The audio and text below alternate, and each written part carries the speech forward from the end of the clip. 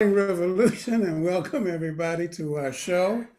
We've got a lot to talk about this morning. A lot happened during the course of the week. There were primary elections. There was the January 6th hearing last night. There's the Summer of the Americas. Texas is a bastion of reaction when it comes to democratic rights, an attack on LGBTQ and in particular trans people.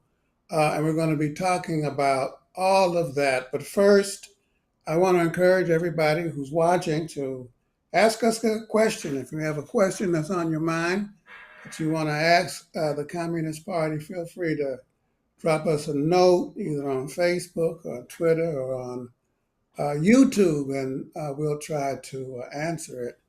I watched for about an hour and a half of the hearings last night.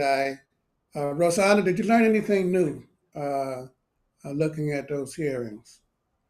Well, I didn't look at the hearings. I read some of it this morning. So, but no, I didn't really learn anything new. Okay. Anita, anything new?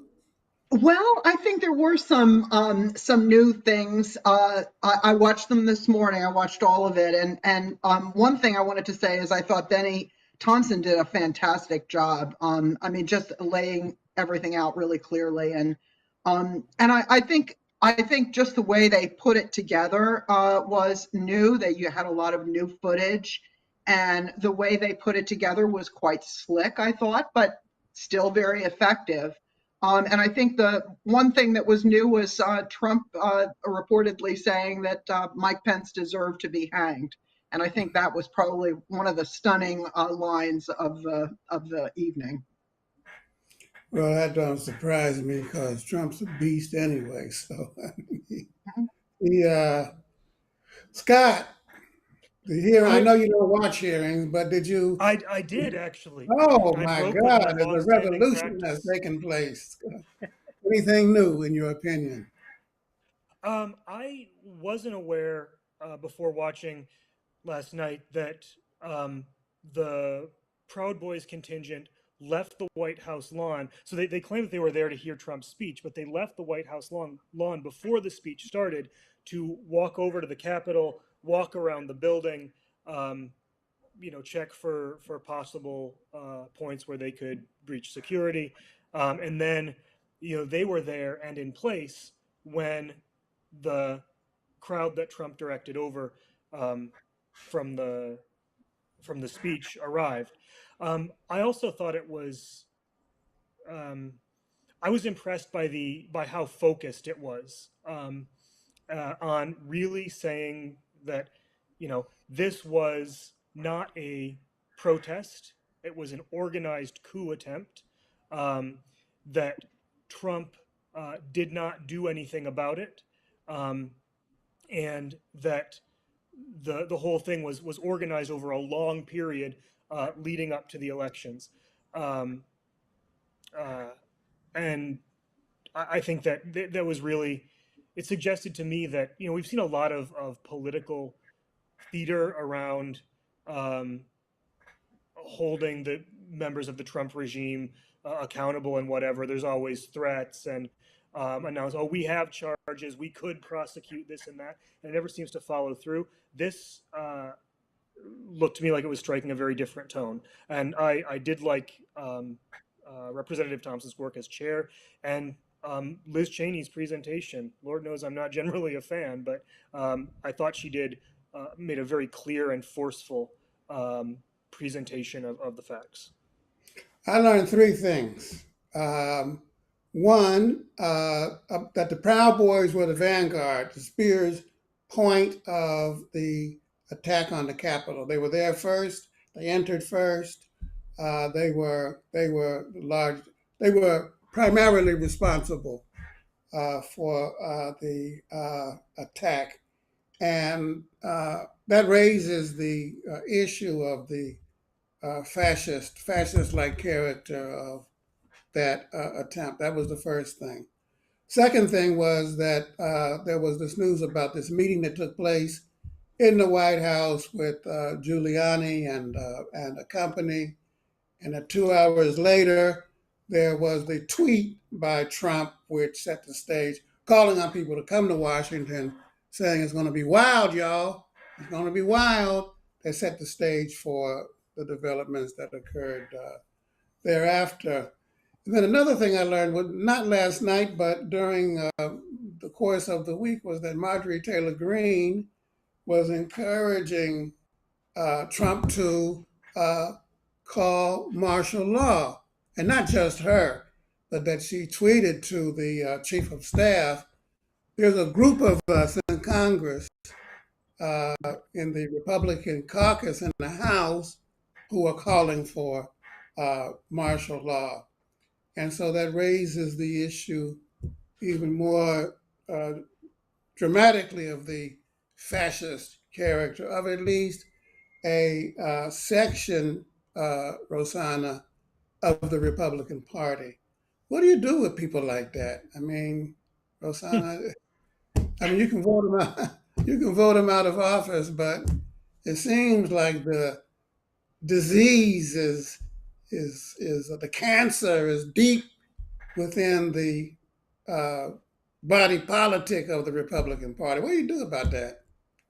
I think what we need to do is just educate all the people who are to make sure they don't fall prey to all of this nonsense, and that they really are able to think for themselves and analyze, the situation, as opposed to just following it blindly just because they may agree on one single issue or two issues, but let's look at the overall picture. So I think it's helping the American people understand, that the problem is the Republicans and the Democrats at times, and actually, and so that helping to understand that there is the ability to change. We have the power to make changes, and we just have to rally and unite together.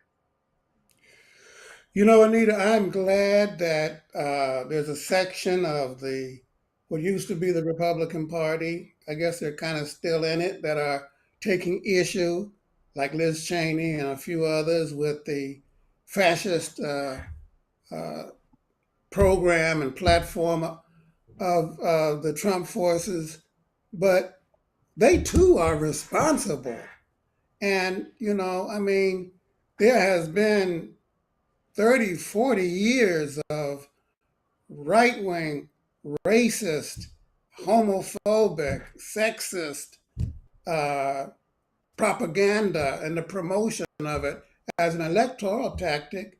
I mean, going back, at least until Nixon's Southern strategy and the Willie Horton case and all of that. And nobody's owning up to that. Uh, isn't that a little bit hypocritical? Yes, Joe, I think it is hypocritical, but I think it's the least of our problems right now. I mean, we could call to task that group of Republicans, and there's a lot of them in Ohio, for instance, the old Kasich Republicans, and they tried to vote for their own nominee for Senate, but Trump's nominee, J.D. Vance, instead won the nomination for the Republican nomination for the Senate.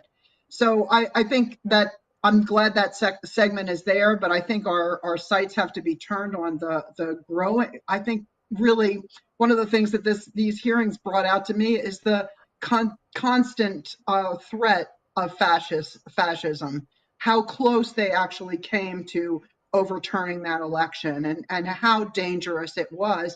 And these forces have not backed down at all. In fact, they're really using 2022 to gird their forces and bolster their resources. So I think we really have to keep our eyes on that fascist danger from the that segment of the Republican Party.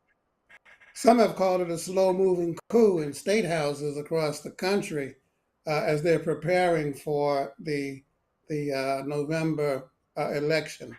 And when I say the state houses, I mean the passing of these voter suppression laws and so on and so forth. But, yes, okay, we need to keep focused on the fascist section of the party, but these problems, unless you deal with the roots, are going to continue to reproduce themselves. You can push them back, one election cycle, push them back the next election cycle. I think we need to have a lightning round. And the question in this lightning round is, should the Republican Party be outlawed? Is that the way that we, finally address this constant uh, stirring up of uh, racist and chauvinist and nationalist and all this, ugly? Scott, yes or no? Should the Well, Republican Party be outlawed? should's a tricky word. Uh, like, in, the Republican Party is a criminal organization. Um, it is responsible for mass violation of voting rights law, of civil rights law. It is a party that harbors, um, the plotters and um, insurgents of this fascist coup. Uh, Tactically, is the way we do that, to come out and say we demand that the Republican Party be outlawed.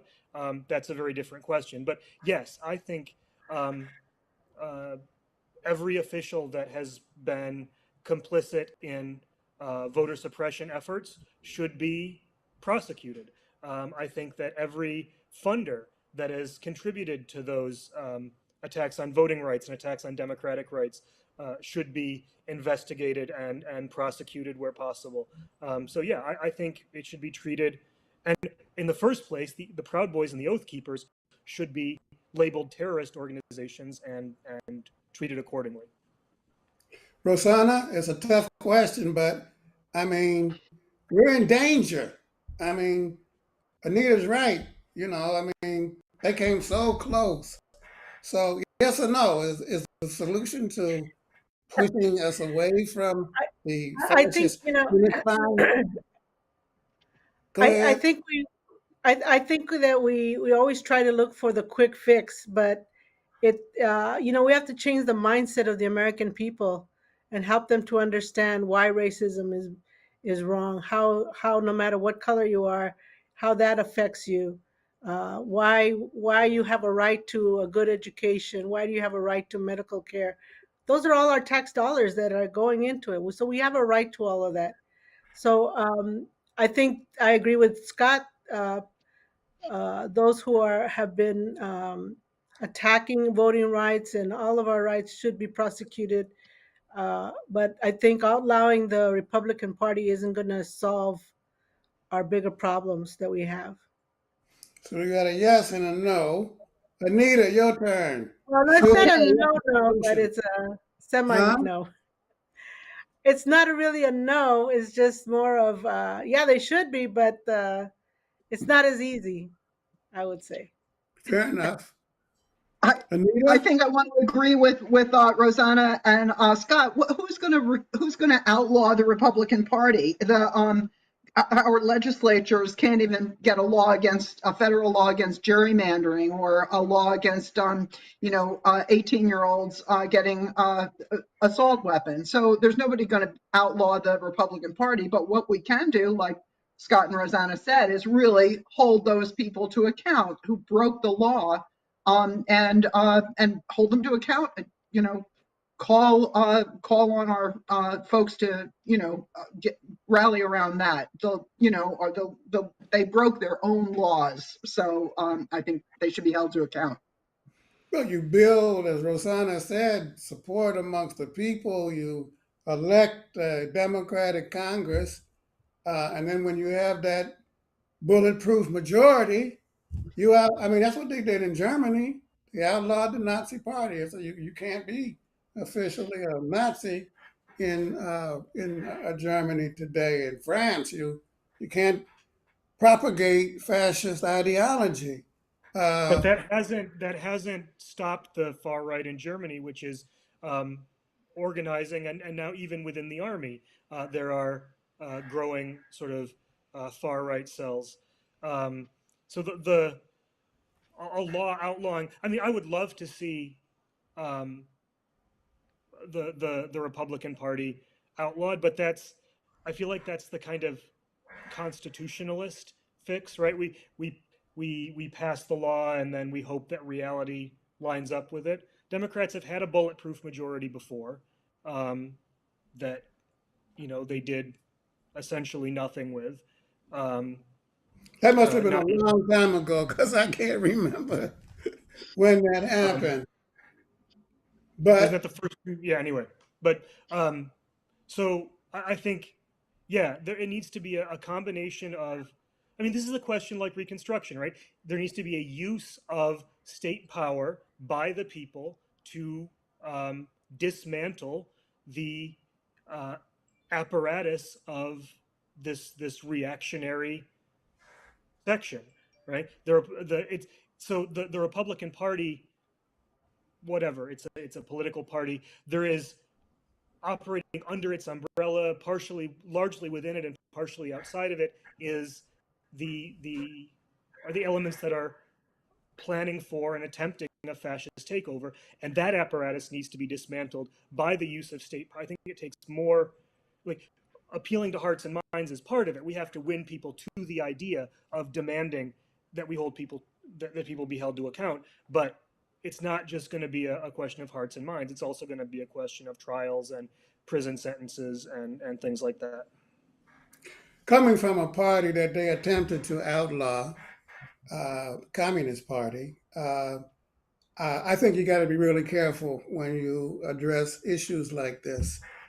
We know what it's like to be pushed to the margin, not to be kicked out of your jobs wholesale, thousands fired as they did during the McCarthy period in this country. So I think I agree with those who say that we need deeper solutions. Uh, but the problem is getting deeper and deeper itself. I mean, we were on the verge of martial law January 6th up through January 20th of that year.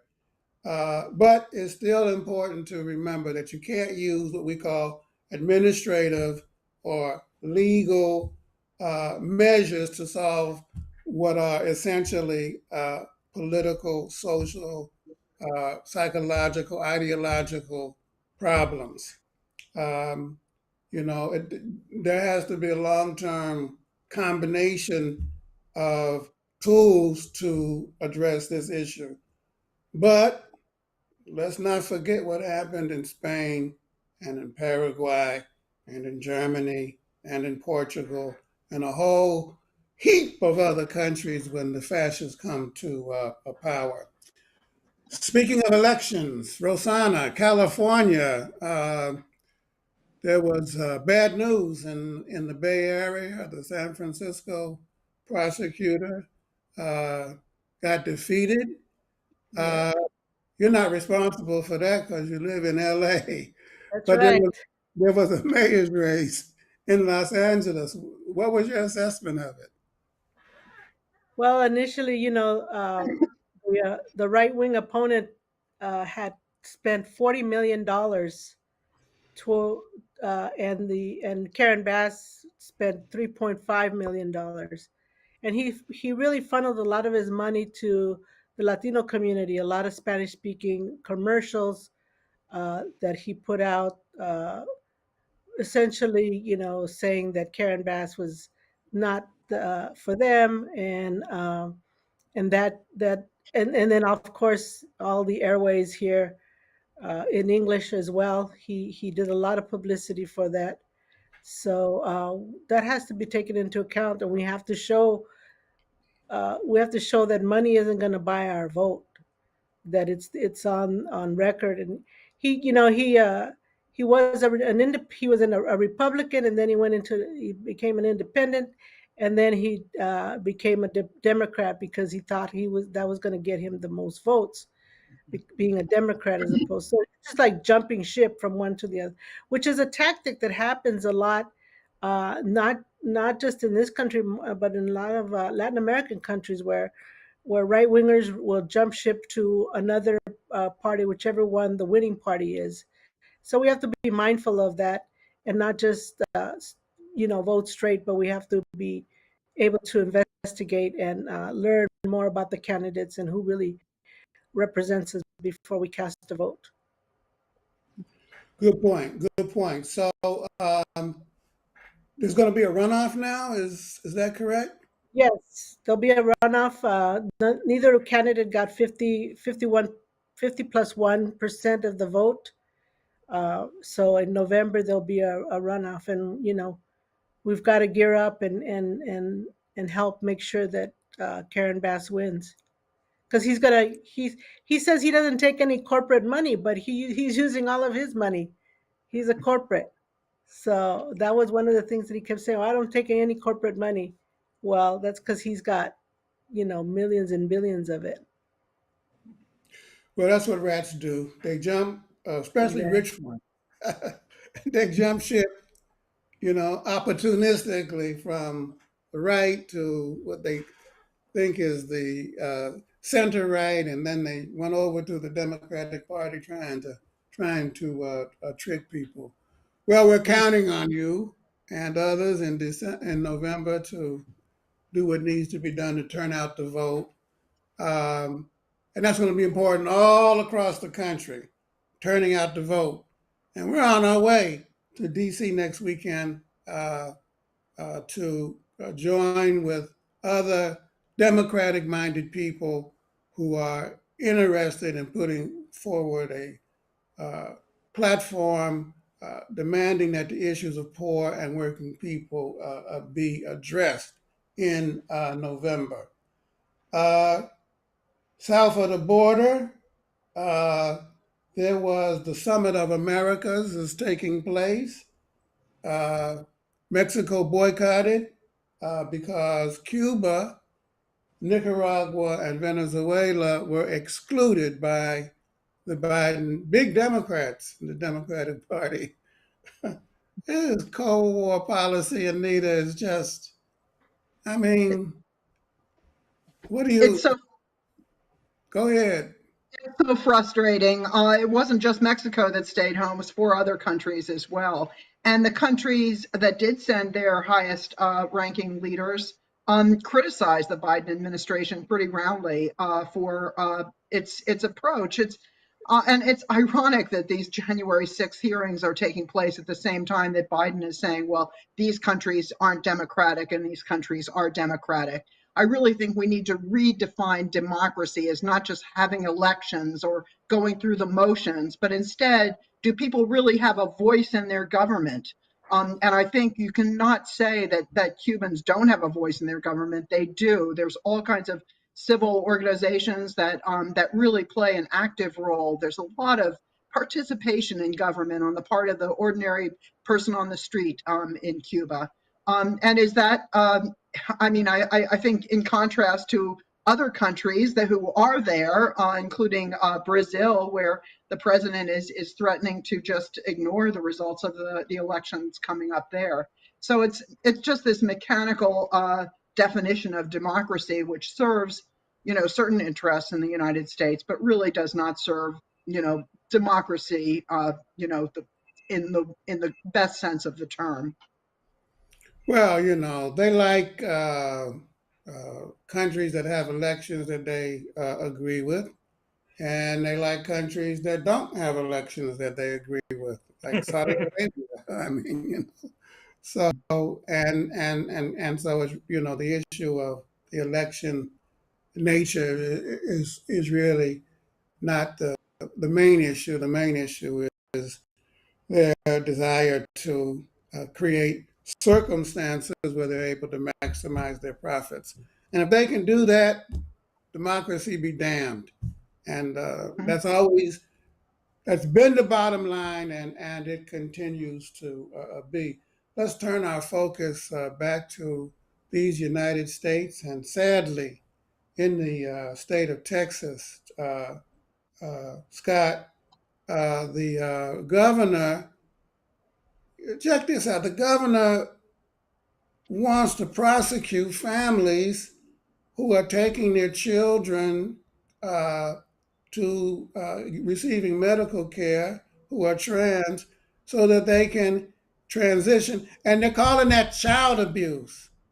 But isn't Yeah, it it's child abuse not to address uh, absolutely. their growth and maturity and the truth that their bodies are telling them? Yeah, of course. It's like I can't imagine how terrifying it must be to be um, a transgender child and the parent or the parent of a transgender child in Texas right now, knowing that when you seek out um, gender affirming care for your kid, you risk being accused of child abuse and eventually, having your kid separated from you and put into an environment that is certainly much more hostile to them.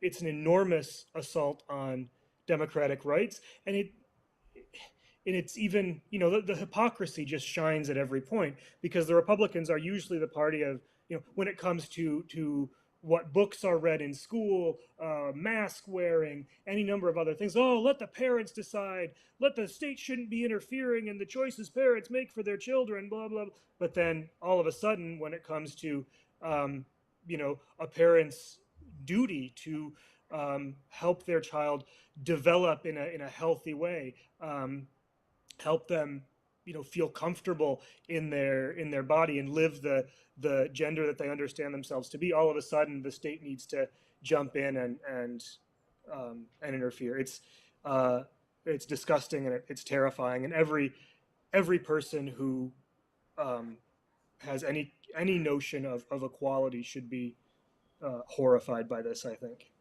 Rosanna, imagine what one family went through. The child heard about these new attacks on families, uh, tried to commit suicide. Uh, they took the person the child to a psychiatric institution, and after their release, the psychiatric hospital called the cops on them. Said that they were family was guilty of child abuse. So you can't even get the kind of medical help that you need in Texas, at least in some hospitals. It's horrifying. It's just horrifying because as a parent, you want the best for your children, and you have to be able to provide that. You're the one who knows your child best, and you're the one who determines what they need, and to be told that no, that's not, that you're wrong, or that you're not, that's not what your child needs, is horrifying. And for the child, there's it, a suicide among trans people is really, really high as it is. And now they've just made it even worse because kids are much, younger kids are very aware of what implications it might have of their parents, and they're very mindful of that. And to be told that if, um, you want this kind of care, but your parents will be prosecuted and put in jail, is just, it's just awful, just horrifying. It's criminal. It's criminal, and I'm telling you, this is a basic issue of democracy and equal rights. And unless we get involved in and deepen our involvement in fighting for these equal rights, it's going to be hell to pay. On the other side, these right wing people, these fascist minded people, they're creating their own grave diggers. They are, you know, uh, you keep attacking, and you're driving objectively and subjectively people to say, you know what, this just ain't working anymore.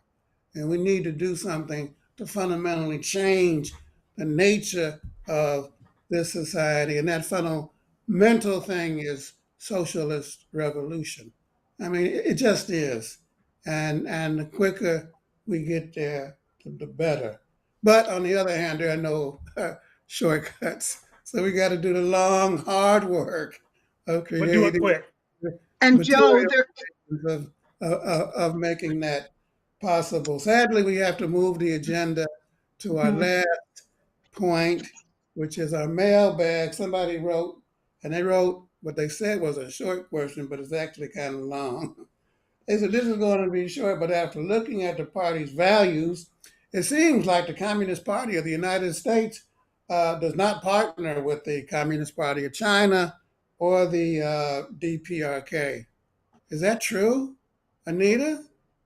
I don't know. I'm just still stuck on trans issues because in Ohio, they have now state sanctioned child sexual abuse just passed in our legislature yesterday, where anybody can call out the gender of a girl on a girls' team in elementary school, and she will be subjected to internal and external physical examinations. It's just horrifying. So I don't really know. You know, DPRK. My concern is the United States of America right now, and establishing our socialist agenda right here. Sorry. Thank you for expressing your point of view. Just to answer the question quickly, because we have to end, we have very good relations with the Communist Party of China. We call them fraternal or brotherly or sisterly ties. Same thing. We also have fraternal ties with the party in the Democratic People's Republic of Korea. So I don't know where you got that information. Check We our have website. There's remote stuff there. communist parties around the world. Rosanna? I was just going to say, check our website. There's information there about our exchange. Exactly, exactly. Of course, we have different points of view on some questions, but we have different points of view amongst these four people who are on this show today. You know, there is diversity in our unity, and that's the way it has to be. Thanks for listening. We hope to see everybody next Friday, but in particular next Saturday at the Poor People's March. Um, we're going to have a contingent there. Look for the red balloons. Up, up, and away in your beautiful red balloon. Look for us on the mall next Saturday. And until then, stay strong, stay safe, stay in the fight. Have a good week, everybody. Take care.